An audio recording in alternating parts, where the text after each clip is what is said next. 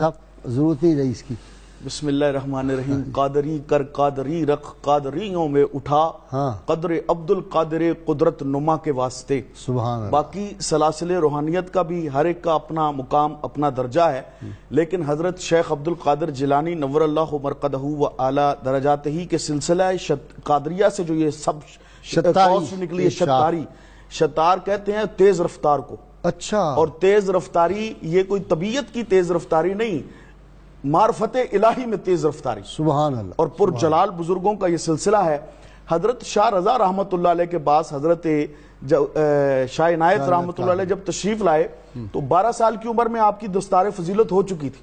12 سال کی عمر میں 5 سال کی عمر میں حفظ قرآن کیا ابا جان سے، اور اس کے بعد 9 سال کی عمر میں تمام علوم عربی و فارسی حاصل کر کے بالکل تیار عالم دین تھے. 9 سال کی عمر میں 12 سال کی عمر میں دستار فضیلت اور سند فضیلت آپ کو عطا کر دی گئی.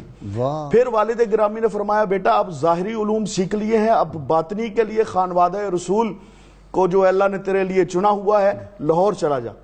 مطلب بچپن کا یہ 12 سال کی کیا عمر، 13-14 سال کم و بیش کی عمر میں آپ لاہور تشریف لائے. جس وقت تشریف لائے حضرت سید محمد شاہ رضا قادری نور اللہ مرقدہ کے چہرے مبارک پر اکثر پریشانی کے آثار رہتے تھے. لوگ پوچھتے تھے حضرت پریشان کیوں ہیں تو جواب نہیں دیتے تھے. بہت بڑا حضرت کا درس ہوتا تھا تو درس ایک دن ہو رہا تھا، حضرت شاہ رضا رحمت اللہ علیہ کے درس میں ایک نوجوان بچہ آ کر بیٹھا پیچھے کہیں جیسے عام لوگ بیٹھ جاتے ہیں. صحیح. تو حضرت نے اس طرح عرش کی طرف دیکھ کے ایک ٹھنڈی سانس بھری اور فرمایا الحمدللہ. لوگوں نے پوچھا حضرت یہ کیا ہوا؟ فرمایا پوچھا کرتے تھے نا کہ حضرت شاہ رضا آپ کی داڑھی سفید ہو گئی ہے، اب یہ وجہ نہیں بتائی پریشان کیوں ہیں. پریشان اس لیے تھا کہ ڈھونڈتا تھا کہ کوئی آ جائے جو میری مسند کو سنبھال لے. آج وہ آ گیا ہے جس کو شاہ رضا کی مسند کو سنبھال. سبحان اللہ. سبحان اللہ. آپ لاہور میں تشریف فرما ہوئے، پھر آپ نے ناموس رسالت اور ناموس دین پر وہ پہرا دیا جو آج بھی غازیان اسلام دے رہے ہیں. اللہ تعالیٰ آپ کو بھی اس کام میں آگے آگے رکھتا ہے. اللہ تعالیٰ اور آپ برکت عطا فرمائے. حضرت شاہ رضا رحمت اللہ علیہ نے آپ کو واپس قصور بھیج دیا. قصور سے جب وہاں پر جیسے ابھی مولانا ارشاد فرما رہے تھے افنان کی شرارتوں کے سبب آپ واپس لاہور تشریف لائے. یہاں پر آپ کی ولایت کا عالم یہ تھا اور کرامت کا عالم یہ تھا کہ نوجوانی کے عالم میں روزانہ سینکڑوں کی تعداد میں کفار، یہودی، سکھ، عیسائی، غیر مذاہب، بدعقیدہ آ کر آپ کے ہاتھ پر تائب ہوتے. 1-2 کا تو سلسلہ ہی نہیں تھا. اچھا. ڈیلی سینکڑوں بائے سینکڑوں.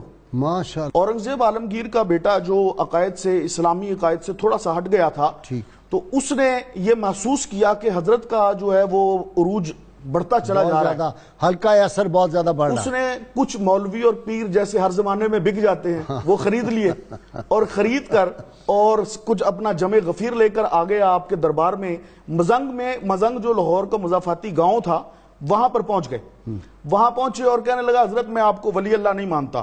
تو آپ نے فرمایا کہ ٹھیک ہے نہیں مانتا تو نہ مان. کہنے لگا لیکن میں مانوں گا جب کوئی کرامت دکھائیں. اب آپ نے جو جملہ ارشاد فرمایا، پہلے اس نے کہا کہ جی یہ سامنے ایک سوکھا درخت ہے، سخت سردی کا موسم ہے، اگر اس پر آم لگ جائے تو میں آپ کو ولی اللہ مان لوں گا اور میں اپنے برے عقیدے سے توبہ کر لوں گا. آپ نے جو جملہ ارشاد فرمایا غازی صاحب اہل طریقت کے لیے روشنی ہے. عرش کی طرف دیکھ کر ارشاد فرمانے لگے نام ہے محمد عنایت. محمد عنایت. عرش کی طرف دیکھ کے کہا یا الہی اپنے محمد کی عنایت کو سرخرو کر دے. محمد کی عنایت کو سرخرو کر دے. ایک نظر عرش کی طرف، دوسری نظر درخت کی طرف ڈالی.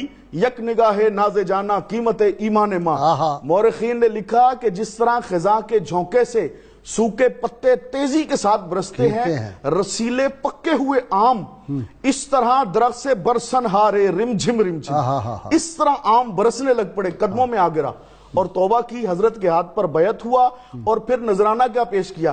کہنے لگا حضرت میرے پردادا کے زمانے کی ایک مسجد اونچی مسجد کے نام سے بھاٹی گیٹ میں مشہور ہے، میں نذرانہ یہ پیش کرتا ہوں کہ آپ اس کا ممبر سنبھال لیں، آپ وہاں پر تبلیغ کریں. اور بعض مورخین نے لکھا کہ 3 دن میں 3 درس ہوتے. ایک درس قرآن ہوتا، ایک درس حدیث ہوتا اور ایک مثنوی شریف کا آپ درس دیا کرتے. اچھا جی